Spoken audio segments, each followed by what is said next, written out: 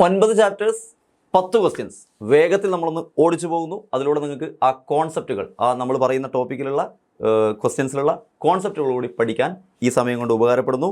വെറും ചുരുങ്ങിയ സമയം കൊണ്ട് നമ്മൾ കുറച്ച് കോൺസെപ്റ്റുകൾ പഠിച്ചെടുക്കുന്നു. So let's go. First some basic കോൺസെപ്റ്റിലെ ലിമിറ്റിംഗ് റിയേജൻറ്റുമായിട്ട് ബന്ധപ്പെട്ടൊരു ക്വസ്റ്റ്യനാണ് ഇവിടെ ഉള്ളത്. നിങ്ങൾ ആകെ നോക്കേണ്ടത് ഇത്രയേ ഉള്ളൂ. നമ്മളെ റിയാക്ഷൻ നിങ്ങൾ നോക്കണം. ഈ റിയാക്ഷനിൽ എയും ബിയും തമ്മിലുള്ള റേഷ്യോ എന്ന് പറയുന്നത് 1:1 ആണ്. 1 എയും 1 B2 ആണ്. സോ 1 മോൾ ഓഫ് എയും 1 മോൾ ഓഫ് B2 ആണ്. ഇത് നിങ്ങൾ മൈൻഡിൽ സെറ്റ് ചെയ്യുക. Then simple. അപ്പോൾ 1:1 ആണ് അവർ തമ്മിലുള്ള റേഷ്യോ. ദെൻ നിങ്ങളോട് 3 ക്വസ്റ്റ്യൻസിൽ ചോദിക്കുന്നുണ്ട്. ഒന്ന്, 300 atoms of A react with 200 molecules of B. അപ്പോൾ തന്നെ മനസ്സിലാക്കുക അവിടെ ആര് കുറവാണ്, ബി കുറവാണ്. കാരണം 1:1 റേഷ്യോ ആണെങ്കിൽ 300-ന് 300 മോളിക്യൂൾസ് ഓഫ് ബി വേണം. കാരണം ബി എന്ന് പറയുന്ന ആൾ ഇവിടെ മോളിക്യൂളാണ്, എ എന്ന് പറയുന്ന ആൾ ഇവിടെ ആറ്റമാണ്. അത് വ്യത്യാസമേ ഉള്ളൂ. ഒന്ന് B2 ആണ്, ഒന്ന് എ ആണ്. സോ 300 ആറ്റംസ് എ എടുക്കുന്നുണ്ടെങ്കിൽ 200 മോളിക്യൂൾസ് ഓഫ് ബി പോരാ, 300 മോളിക്യൂൾസ് വേണം. കാരണം 1:1 ആണടാ. സോ ബി ആണ് ഇവിടുത്തെ limiting reagent. Very simple. Then 2 ഇങ്ങനെ സിമ്പിൾ ക്വസ്റ്റ്യൻ ആയിരിക്കും നമ്മൾ കൺഫ്യൂഷൻ അടിച്ച് തെറ്റിക്കുക. അതാണ് ഞാൻ പറയാൻ കാരണം. 2 mole A 3 mole B, 2 mole A 3 mole B, 3 mole B2. Okay, 2 mole എയും 3 മോൾ B2 നോക്കടാ. 2 മോൾ എ 3 മോൾ B2 തെറ്റി. Very simple. കാരണം രണ്ടും ഒരേ റേഷ്യോ അല്ലേ വേണ്ടത്. അപ്പം 3 മോൾ B2 ഉണ്ടെങ്കിൽ 3 മോൾ എ വേണം.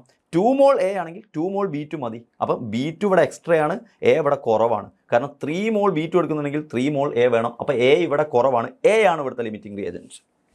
Ready? Then 100 atoms of A, 100 molecules of B. Paka, perfect. രണ്ടും 100. 1:1 റേഷ്യോ. Very simple. ആൻസർ ഇവിടെ ഉണ്ട് കേട്ടോ. ഓക്കേടാ, റെഡി? അപ്പം കറക്റ്റ് റേഷ്യോയിൽ വരുന്നുണ്ടെങ്കിൽ അത് ആ കറക്റ്റ് റേഷ്യോ പ്രകാരം ആരാണോ കുറവ് അയാൾ ലിമിറ്റിംഗ് റിയേജൻറ്റ്. 2:3 എടുക്കുമ്പോൾ 2 ഉള്ള ആൾ ലിമിറ്റിംഗ് റിയേജൻറ്റ്. ഇവിടെ 300:200 എടുക്കുമ്പോൾ 200 കുറവ്, അയാൾ limiting reagent. Very simple and humble.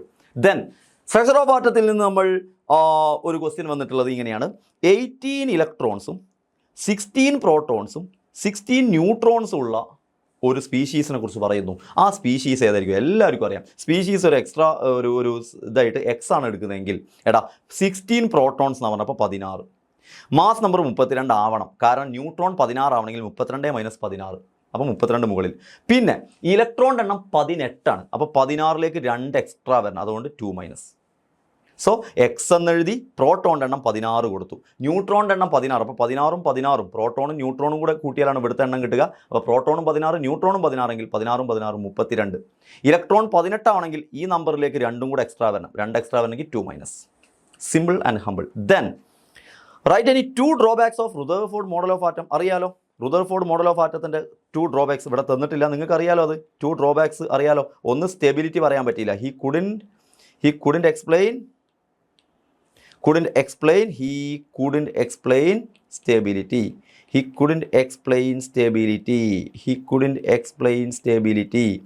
രണ്ടാമതായിരുന്നു he couldn't explain electronic arrangement, electronic structure. He couldn't explain electronic structure, electronic arrangement, electronic structure of atom.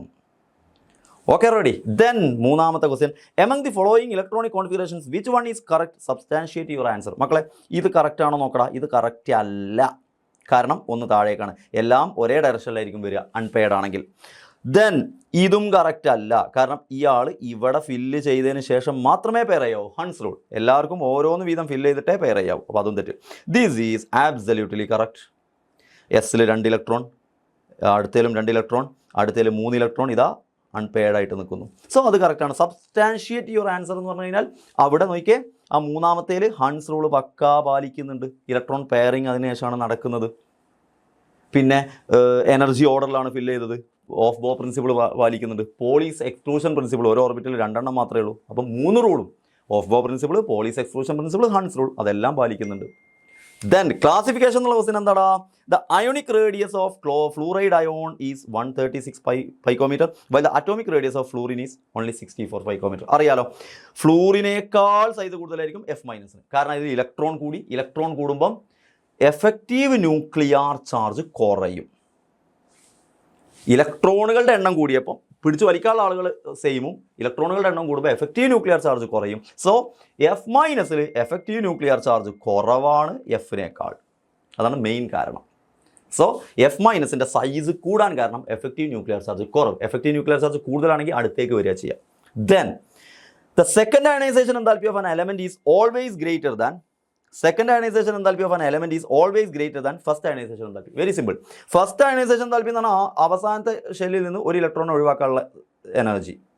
Second ionisation enthalpy പറഞ്ഞാൽ രണ്ടാമത്തെ ഇലക്ട്രോണിനെ പുറത്താക്കുക. അപ്പോൾ നിങ്ങൾ ആലോചിക്കുക, ഫസ്റ്റ് ഇലക്ട്രോൺ ഒഴിവാക്കുന്നത് ന്യൂട്രൽ ആറ്റത്തിൽ നിന്നാണ്, കാരണം അപ്പോൾ ചാർജ് ഒന്നുമില്ല. പക്ഷേ സെക്കൻഡ് ഇലക്ട്രോണിനെ റിമൂവ് ചെയ്യുന്നത് പിന്നെ നിങ്ങൾ ഒരു അയോൺ എന്നാണ്, കാറ്റിയോൺ എന്നാണ്. കാരണം ഒരു ഇലക്ട്രോണിനെ ഒഴിവാക്കുമ്പോൾ, ആദ്യത്തെ ഇലക്ട്രോൺ ഒഴിവാക്കുമ്പോൾ ആ ആറ്റത്തിന് പ്ലസ് ചാർജ് വരും. പിന്നെ രണ്ടാമത്തെ ഇലക്ട്രോൺ ഒഴിവാക്കുന്നത് ഈ പ്ലസ്സിൽ നിന്നാണ്. അപ്പോൾ അവിടെ റിപ്പൾഷൻ കൂടും. സോ മക്കളെ, this is because it is more difficult to remove an electron from a positively charged ion than from a neutral atom.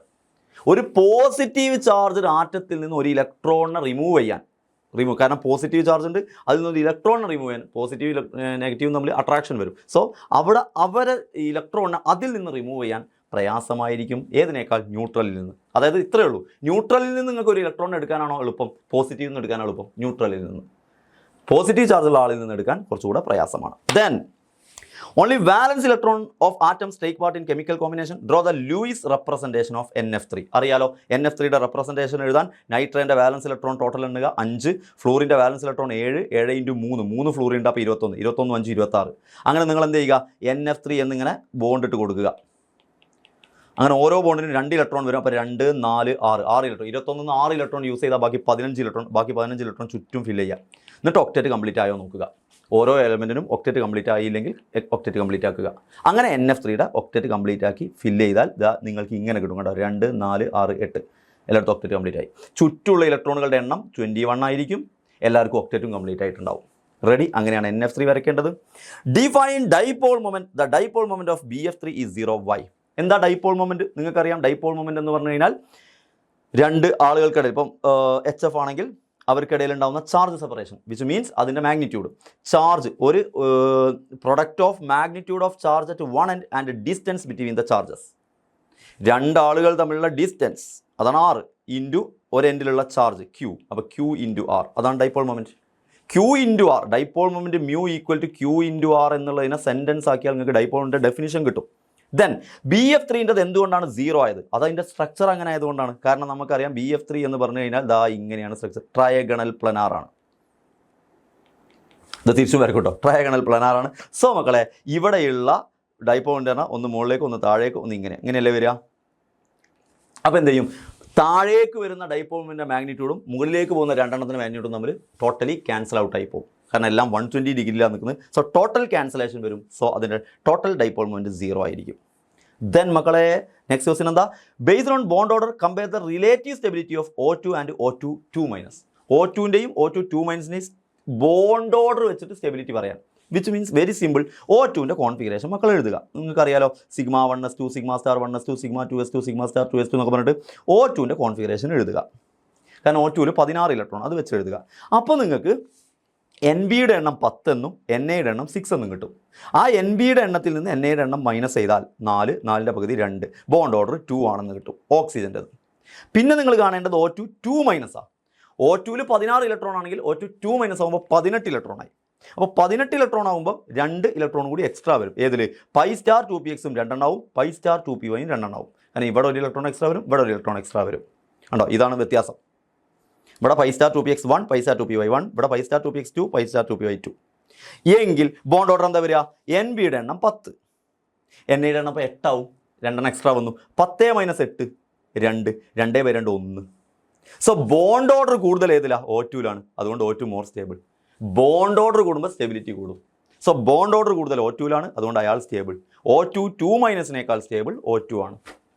So ഇതിൽ ഈ പറഞ്ഞ ക്വസ്റ്റ്യനിൽ നിന്ന് എന്താ നിങ്ങൾ മനസ്സിലാക്കേണ്ടത്? കോൺഫിഗറേഷൻ എഴുതാൻ, മോളിക്കുലർ ഓർബിറ്റൽ കോൺഫിഗറേഷൻ എഴുതാൻ, അത് വെച്ചിട്ട് രണ്ടുപേരുടെ ബോണ്ട് ഓർഡർ കണ്ടുപിടിക്കാൻ, അതിൻ്റെ സ്റ്റെബിലിറ്റി പറയാൻ, അതിൻ്റെ മാഗ്നറ്റിക് പ്രോപ്പർട്ടി പറയാൻ ഒക്കെ നിങ്ങൾ പഠിച്ചെടുത്തേക്കണം. റെഡി മക്കൾസ്? Then calculate standard enthalpy of reaction CaCO3 gives CaO + CO2. Standard enthalpy of reaction കണ്ടുപിടിക്കണം. വിച്ച് മീൻസ് ഈ റിയാക്ഷൻ്റെ സ്റ്റാൻഡേർഡ് എൻതാൽപ്പി കണ്ടുപിടിക്കണം. ഈ ടോട്ടൽ റിയാക്ഷൻ്റെ സ്റ്റാൻഡേർഡ് എൻതാൽപ്പി കണ്ടുപിടിക്കണം. അതിന് നിങ്ങളെ ഹെൽപ്പ് ചെയ്യാൻ വേണ്ടി CaCO3യുടെ എൻതാൽപ്പി തന്നിട്ടുണ്ട്, CaOയുടെ എൻതാൽപ്പി തന്നിട്ടുണ്ട്, CO2ൻ്റെ എൻതാൽപ്പി തന്നിട്ടുണ്ട്. Very very very simple. എന്താ കാരണം? നിങ്ങൾക്ക് ടോട്ടൽ എൻതാൽപ്പി കണ്ടുപിടിക്കണമെങ്കിൽ വെരി സിമ്പിൾ. പ്രൊഡക്റ്റിൽ ഉണ്ടാവുന്ന എൻതാൽപ്പി ചേഞ്ച് കണ്ടുപിടിക്കുക. പ്രൊഡക്റ്റിലുള്ള എൻതാൽപ്പി ചേഞ്ച് കണ്ടുപിടിക്കുക. ടോട്ടൽ പ്രൊഡക്റ്റിൽ ഉണ്ടാവുന്ന എൻതാൽപ്പി ചേഞ്ച് മൈനസ് റിയാക്റ്റൻ്റ് ഇല്ലേടാ, റിയാക്റ്റൻ്റ് അതിൻ്റെ ടോട്ടൽ എൻതാൽപ്പിയും കണ്ടുപിടിച്ചിട്ട് മൈനസ് ചെയ്താൽ മതി. പ്രൊഡക്റ്റിൽ ഉണ്ടാവുന്ന എൻതാൽപ്പി ചേഞ്ച് എത്രയാണോ മൈനസ് റിയാക്റ്റൻ്റിൽ ഉണ്ടാവുന്ന എൻതാൽപ്പി ചേഞ്ച്, വിച്ച് മീൻസ് CaOയുടെ എൻതാൽപ്പി ചേഞ്ച് പ്ലസ് CO2ൻ്റെ എൻതാൽപ്പി ചേഞ്ച് ചെയ്താൽ പ്രൊഡക്റ്റിൻ്റെ എൻതാൽപ്പി ചേഞ്ച് കിട്ടും. മൈനസ് CaCO3ൻ്റെ എൻതാൽപ്പി ചേഞ്ച് ചെയ്താൽ റിയാക്റ്റൻ്റെ എൻതാൽപ്പി ചേഞ്ചും കിട്ടും. അത് തമ്മിൽ ചെയ്താൽ നിങ്ങൾക്ക് റിയാക്ഷൻ്റെ എൻതാൽപ്പി ചേഞ്ച് കിട്ടും. അതാണ് ഇവിടെ ചെയ്തത് കേട്ടോ. പ്രൊഡക്റ്റിൻ്റെ എൻതാൽപ്പി ചേഞ്ച് മൈനസ് റിയാക്റ്റൻ്റെ എൻതാൽപ്പി ചേഞ്ച്. പ്രൊഡക്റ്റിൻ്റെ എൻതാൽപ്പി ചേഞ്ച് കിട്ടണമെങ്കിൽ CaOയും CO2ം കൂടെ ആഡ് ചെയ്യണം. റിയാക്റ്റിൻ്റെ എൻതാൽപ്പി ചേഞ്ച് കിട്ടാൻ CaCO3ൻ്റെ വാല്യൂ ഇവിടെ കൊടുക്കണം. സോ CaOയുടെ വാല്യൂ ഇതാണ്, CO2ൻ്റെ വാല്യൂ ഇതാണ്, അത് നമ്മൾ ആഡ് ചെയ്തു. അതിൽ നിന്ന് CaCO3ൻ്റെ വാല്യൂ മൈനസ് ചെയ്തു. You will get this value. Simple. ചെയ്ത് നോക്കണേടാ. റെഡി. ദെൻ മക്കൾസ്, what is ionic product of water? Very simple. Ionic product എന്ന് പറഞ്ഞാൽ KW ആണ്. വാട്ടർ എങ്ങനെ ഡിസോസിയേറ്റ് ചെയ്യുക? അതാണ് KW. എന്താണ് KW എന്ന് പറഞ്ഞാൽ? KW equal to concentration of H+ into concentration of OH minus. ഇതിനൊന്ന് സെൻറ്റൻസ് ആക്കി പറഞ്ഞേടാ. It is the product of concentration of hydrogen ion and hydroxyl ion. What is ionic product of water? Product of concentration of hydrogen ion and hydroxyl ion. Then arrange the following in the increasing order of their acidic strength. എടാ Br ഉണ്ട്, iodine ഉണ്ട്, fluorine ഉണ്ട്, chlorine ഉണ്ട്. ഗ്രൂപ്പിൽ താഴോട്ട് വരുന്തോറും fluorine, chlorine, bromine, iodine ഗ്രൂപ്പിൽ താഴോട്ട് വരുന്തോറും size കൂടും. സൈസ് കൂടുമ്പം ബോണ്ട് സ്ട്രെങ്ത് കുറയും, അസിഡിറ്റി കൂടും. സോ HIക്കാണ് അസിഡിറ്റി കൂടുതൽ, ആരേക്കാൾ? HBrനേക്കാൾ, ആരേക്കാൾ? HClനേക്കാൾ, ആരേക്കാൾ? HFനേക്കാൾ. കാരണം ഏറ്റവും മുകളിൽ ഗ്രൂപ്പിൽ ഏറ്റവും മുകളിൽ നിൽക്കുന്നത് HF ആണ്. Then the dissociation of NH4OH is suppressed by the addition of NH4Cl. NH4OH എന്ന് പറയുന്ന വീക്ക് ഇലക്ട്രോലൈറ്റിനെ NH4Cl എന്ന് പറയുന്ന സ്ട്രോങ് ഇലക്ട്രോലൈറ്റ് വെച്ച് ആഡ് ചെയ്തിട്ട് NH4OHൻ്റെ ഡിസോസിയേഷൻ സപ്രസ് ചെയ്തു. This principle is common ion effect. Give an example for acidic buffer. ഇപ്പം ഇവിടെ തന്ന എക്സാമ്പിൾ ബേസിക് ആണ്. അസിഡിക് ബഫറിന് CH3COOHും CH3COONAയുമാണെടാ മക്കൾസ്. റെഡി? നോക്കടാ. ഓക്കെ നോക്കണേ. ഓക്കെ, അതാണ് ആൻസറുകൾ കേട്ടോ. ഓക്കെ, ഞാൻ ഇങ്ങനെ അധികം സമയം കളയുന്നില്ല, കാരണം നിങ്ങൾക്ക് ലൈവ് എന്താണ് പറയുക, നിങ്ങൾക്ക് യൂട്യൂബിലായതുകൊണ്ട് നിങ്ങൾക്ക് പോസ് ചെയ്തൊക്കെ കണ്ടുപിടിക്കാവുന്നതേ ഉള്ളൂ. റിഡോക്സ് റിയാക്ഷനുമായിട്ട് ബന്ധപ്പെട്ടൊരു question. How are oxidation and reduction related to oxidation number? Very simple. Oxidation നമ്പറുമായിട്ട് ബന്ധപ്പെട്ട് എങ്ങനെയാണ് റിഡക്ഷനും ഓക്സിഡേഷനും പറയാം? ഓക്സിഡേഷൻ നമ്പർ കൂടിയാൽ ഓക്സിഡേഷൻ, ഓക്സിഡേഷൻ നമ്പർ കുറഞ്ഞാൽ റിഡക്ഷൻ.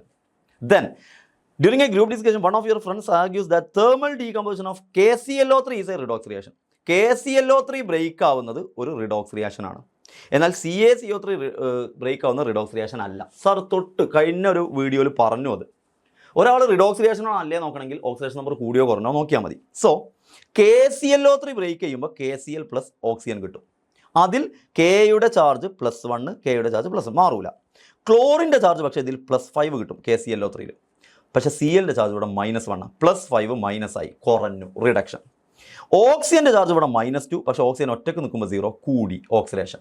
അപ്പോൾ KClO3യിൽ ക്ലോറിൻ്റെ ചാർജ് കുറഞ്ഞു, ഓക്സിജൻ്റെ ചാർജ് കൂടി. കുറഞ്ഞാൽ റിഡക്ഷൻ, കൂടിയാൽ ഓക്സിഡേഷൻ. സോ ടോട്ടലി ഇത് റിഡോക്സ് റിയാക്ഷൻ. അതുകൊണ്ട് KClO3ൻ്റെ ബ്രേക്കിംഗ് റിഡോക്സ് റിയാക്ഷൻ ആണ്. എന്നാൽ CaCO3 നോക്കിക്കേ, കാൽസ്യത്തിൻ്റെ ചാർജ് ഇവിടെയും +2, ഇവിടെയും +2, കാർബണിൻ്റെ ചാർജ് ഇവിടെയും +4, ഇവിടെയും +4. നിങ്ങൾ ചെയ്ത് കണ്ടുപിടിക്കണേ. ഓക്സിജൻ്റെ ചാർജ് ഇവിടെ -2, ഇവിടെയും -2. ചാർജ് കൂടുന്നില്ല, കുറയുന്നില്ല. So this is not a redox reaction. Yes. Then organic കെമിസ്ട്രിന്ന് ലസൈൻ ടെസ്റ്റുമായിട്ട് ബന്ധപ്പെട്ട ക്വസ്റ്റ്യൻ ആണ്. സിമ്പിളാണ് സംഭവം. നിങ്ങൾ ഇതിൽ ആൻസർ ചെയ്യാൻ ഇവിടെ തന്നിട്ടുണ്ട്, നിങ്ങൾ നോക്കി പഠിക്കണം. നിങ്ങൾ പഠിച്ചെടുക്കേണ്ട ഒരു പോയിന്റാണ്. എന്താണ് ലസൈൻ ടെസ്റ്റ് എന്ന് പഠിക്കണം. അതിന് പുറമെ ലസൈൻ ടെസ്റ്റിൽ നിന്ന് കിട്ടുന്ന സോഡിയം ഫ്യൂഷൻ എക്സ്ട്രാക്ട് വെച്ചിട്ട് നൈട്രേൻ്റെ ടെസ്റ്റ് എങ്ങനെ, ഹാലോജൻ്റെ ടെസ്റ്റ് എങ്ങനെ, സൾഫറിൻ്റെ ടെസ്റ്റ് എങ്ങനെ എന്ന് ചെയ്യാൻ നിങ്ങൾ കണ്ടുപിടിക്കണം. സോ എങ്ങനെയാണ് ലസൈൻ ടെസ്റ്റ് ചെയ്യുക നമ്മൾ പറയുന്നുണ്ട്. ലസൈൻ ടെസ്റ്റ് എങ്ങനെ ചെയ്യാന്ന് പറയുന്നത്, ഓർഗാനിക് കോമ്പൗണ്ട് സോഡിയം വെച്ച് ഫ്യൂസ് ചെയ്യുക. അപ്പം സോഡിയം ഫ്യൂഷൻ കിട്ടും. അതിലേക്ക് ഡിസ്റ്റിൽ വാട്ടർ ചേർത്തിട്ട് ബോയിൽ ചെയ്യുക, ഫിൽട്ടർ ചെയ്യുക. അപ്പോൾ നിങ്ങൾക്ക് സോഡിയം ഫ്യൂഷൻ എക്സ്ട്രാക്ട് കിട്ടും. ഇതിനെയാണ് ലസൈൻ ടെസ്റ്റ് എന്ന് പറയുന്നത്. ആ സോഡിയം ഫ്യൂഷൻ എക്സ്ട്രാക്ട് വെച്ചിട്ട് നൈട്രജൻ്റെ ടെസ്റ്റ് ചെയ്യാം. FeSO4ഉം H2SO4ഉം ചേർത്താൽ മതി. ബ്ലൂ കളർ കിട്ടുകയാണെങ്കിൽ നൈട്രജൻ. HNO3യും AgNO3യും ചേർത്ത് വൈറ്റ് പ്രസിപ്പിറ്റേറ്റ് കിട്ടുകയാണെങ്കിൽ ക്ലോറിൻ. യെല്ലോ പ്രസിപ്പിറ്റേറ്റ് ആണെങ്കിൽ ബ്രോമിൻ അല്ലെങ്കിൽ അയോഡിൻ. അത് NH4OH സൊല്യൂബിൾ ആവുമല്ലേ നോക്കണം. ദെൻ സൾഫർ ആണെങ്കിൽ 2 ടെസ്റ്റ് ഉണ്ട്. ഒന്നെങ്കിൽ ലെഡ് അസറ്റേറ്റോ അസറ്റിക് ആസിഡ് ചേർത്ത് ബ്ലാക്ക് പ്രസിപ്പിറ്റേറ്റ്, അല്ലെങ്കിൽ സോഡിയം നൈട്രോ പ്രുസൈഡ് സൊല്യൂഷൻ ചേർക്കുക. അപ്പോൾ വയലറ്റ് കളർ കിട്ടിയാൽ സൾഫർ. സോ ഇത് നിങ്ങൾ അറിയില്ലെങ്കിൽ, ഇത് ഇതുവരെ പഠിച്ചിട്ടില്ലെങ്കിൽ ഈ വീഡിയോ ഇവിടെ പോസ് ചെയ്യുക, എന്നിട്ട് ഇത് നോക്കിയിട്ട് സാറ് പറഞ്ഞതും കൂടെ കേട്ടിട്ട് സെറ്റായിട്ടാണ് പഠിച്ചെടുത്തോളൂ. നൈട്രൻ്റെ ടെസ്റ്റ്, ഹാലോൻ്റെ ടെസ്റ്റ്, സൾഫറിൻ്റെ test. Ready? Last and final ക്വസ്റ്റ്യനിലേക്ക് പോകുന്നു. നമ്മുടെ ഹൈഡ്രോ കാർബണിൽ നിന്ന് alkynes are weakly acidic in nature, give any two reaction to show the acidic character of ethyne. മക്കളെ, ഈഥൈൻ്റെ അസിഡിക് ക്യാരക്ടർ കാണിക്കാൻ നിങ്ങളോട് ഒരു എക്സാമ്പിൾ എഴുതാൻ പറഞ്ഞാൽ ഈഥൈൻ എടുത്തിട്ടേക്ക് സോഡിയം ചേർത്താൽ മതി. അങ്ങനെ സോഡിയം ചേർക്കുമ്പോൾ ഈഥൈൻ എടുത്തിട്ട് സോഡിയം ചേർക്കും, ഇതിൽ നിന്ന് ഹൈഡ്രജൻ കളഞ്ഞിട്ട് സോഡിയത്തിനെ എഴുതുക. അപ്പോൾ CH ട്രിപ്പിൾ ബോണ്ട് CNA എന്നാകും. ഹൈഡ്രജൻ അവിടെ നിന്ന് പോകുമ്പോൾ ½ H2 പറഞ്ഞാൽ H2ൻ്റെ പകുതി H. ഇനി വീണ്ടും അത് എഴുതണമെങ്കിൽ വീണ്ടും നിങ്ങൾക്ക് അതേ കോമ്പൗണ്ടിലേക്ക് ഇത് എഴുതണം എന്നില്ല, ഇത് നിങ്ങൾ ടെക്സ്റ്റിലുള്ള റിയാക്ഷൻ അല്ല, ഇതിലേക്ക് തന്നെ വീണ്ടും സോഡിയം ചേർത്താൽ ഈ ഹൈഡ്രജൻ പോയി അവിടേക്കും സോഡിയം കയറും. അപ്പോൾ CNA ട്രിപ്പിൾ ബോണ്ട് CNA എന്നാവും. അപ്പോൾ അസിഡിക് ക്യാരക്ടർ കാണിക്കാൻ ഒരു എക്സാമിന് ചോദിച്ചാൽ ഈഥൈനിലേക്ക് സോഡിയം ചേർക്കുക, എന്നിട്ട് അതിന് ഹൈഡ്രജൻ കളഞ്ഞ് NA എഴുതുക. Okay, ready? Then from the following select the one which Markovnikov rule is best applicable. Markovnikov rule താഴെ പറയുന്നതിൽ ഏതിനാണ് അപ്ലിക്കബിൾ? ഇതിന് അപ്ലിക്കബിൾ അല്ല, കാരണം ഇതിൽ C2H4 എന്താണ്? സിമ്മട്രിക്കലാണ്. സിമ്മട്രിക്കലിന് മാർക്കോണിക്കോഫ് റൂൾ അപ്ലിക്കബിൾ അല്ല, കാരണം HCl എവിടേക്ക് വേണമെങ്കിലും അപ്ലൈ ചെയ്യാം. H എവിടേക്കും വേണമെങ്കിൽ പോകാം, Cl എവിടേക്ക് വേണമെങ്കിലും പോകാം. C3H6 plus Br2. C3H6 അൺസിമെട്രിക്കലാണ്, പക്ഷേ Br2 രണ്ടും എന്താണ്? രണ്ടും Br ആണ്. അപ്പം ഇവിടെയും മാർക്കോണിക്കോഫ് റൂൾ അപ്ലിക്കബിൾ അല്ല, രണ്ടും Br ആണ്. ഒരു Br അങ്ങോട്ട് പോകുന്നു, മറ്റേ Br ഇങ്ങോട്ട് പോകുന്നു, അതാണ് മാർക്കോണിക്കോഫ് റൂൾ എന്ന് പറയുമോ? ഇല്ല. C3H6 പ്ലസ് HBr അയവ, ഇത് അൺസിമെട്രിക്കലാണ്. ഇത് അൺസിമെട്രിക്കലാണ്, മാത്രമല്ല ഇതിലേക്ക് HBr ചേർക്കുന്നു. This is according to Markovnikov rule. Last one C3H8 plus chlorine. C3H8 plus chlorine, ക്ലോറിനാണ് ചേർക്കുന്നത്. C3H8 പോലും നോക്കണ്ട, ക്ലോറിനാണ് ചേർക്കുന്നത്. ഇത് ആൽക്കൈനാണ്, അതും പറ്റൂല. C3H8 ആൽക്കൈനാണ്, ക്ലോറിനാണ് ചേർക്കുന്നത്. ക്ലോറിൻ ചേർക്കുമ്പോൾ അതും മാർക്കോണിക്കോഫ് റൂൾ അല്ല. So third one is the answer. Then last, hydrocarbons exhibit isomerism. Name the types of isomerism exhibited by 2-butene. Geometrical isomerism അല്ലെങ്കിലും ഡബിൾ ബോണ്ട് ഉള്ളവർ ആൽക്കീൻ കാണിക്കുന്ന ഐസോമറിസം, ആൽക്കീനുകൾ കാണിക്കുന്ന ഐസോമറിസം, ഒരു ഡൗട്ടും വേണ്ട, ജിയോമെട്രിക്കൽ ഐസോമറിസം, സിസും ട്രാൻസും. ഞാൻ ഐസോമറിസം എങ്ങനെ വരയ്ക്കുക? 2-butene. Draw the structure of the isomers of 2-butene and select the one which is more polar. നോക്കടാ, എങ്ങനെയാണ് 2-butene ഐസോമറിസം എഴുതുക? Refer the answer question number 15B. അത് വേറൊരു ക്വസ്റ്റ്യൻ്റെ ആൻസറിൽ ഉണ്ടെന്ന് പറയുന്നത് ഞാൻ കാണിച്ചു തരാം. 2-butene എന്ന് പറയുമ്പോൾ ബ്യൂട്ടീൻ എന്ന് പറയുന്നത് CH3 CH double bond CH അല്ലേടാ. ഇത് നമ്മൾ സിസ് ആക്കി വരയ്ക്കുമ്പോൾ C ഡബിൾ ബോണ്ട് C, ഒരു H ഇങ്ങോട്ടും ഒരു CH3 ഇങ്ങോട്ടും, ഒരു H ഇങ്ങോട്ടും ഒരു CH3 ഇങ്ങോട്ടും, ഇത് സിസ്. ഇനി ട്രാൻസ് ആക്കുമ്പോൾ C double bond C, H ഉം CH3 അങ്ങനെ തന്നെ കൊടുക്കുക. അപ്പുറത്ത് കൊടുത്ത CH3 മുകളിലും H താഴെയും വന്നാൽ ഓപ്പോസിറ്റായി അത് ട്രാൻസ്. ഏതാണ് മോർ പോളാർ ആവുന്നത്? മോർ പോളാർ സിസ് ആയിരിക്കും, കാരണം ട്രാൻസിൽ മോർ പൊളാരിറ്റി കുറയുക ചെയ്യുക, കാരണം ട്രാൻസിൽ രണ്ട് ഓപ്പോസിറ്റ് വരുമ്പോൾ ക്യാൻസലേഷൻ വരും. അപ്പോൾ ട്രാൻസിനേക്കാൾ പൊളാരിറ്റി കൂടുതലായിരിക്കും സിസിൽ. സോ നമ്മൾ ക്വസ്റ്റ്യൻസ് അടിപൊളിയായിട്ട് ചെയ്തിട്ടുണ്ട്. കുറച്ച് ടോപ്പിക്കുകൾ നിങ്ങൾ ഇതിനധികം പഠിച്ചു കഴിഞ്ഞ് ചില ടോപ്പിക്കുകളൊക്കെ ഓർമ്മയിൽ വന്നിട്ടുണ്ടാകുമെന്ന് വിശ്വസിക്കുന്നു. വളരെയധികം ഹെൽപ്ഫുൾ ആയെന്ന് വിചാരിക്കുന്നു. സോ നന്നായിട്ട് പഠിക്കണം. Best of luck for tomorrow's exam. Thank you. By.